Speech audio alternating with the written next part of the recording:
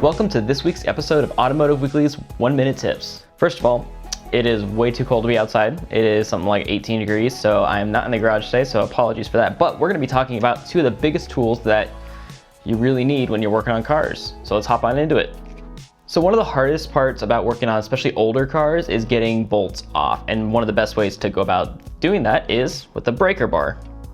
Now, these things are really awesome because you get to basically use a bunch of leverage and basically crack the bolts. When you're doing things like axle and nuts and stuff like that that require like hundreds of foot-pounds of torque, stuff like this gets really handy. On the other side of that though, is the torque wrench.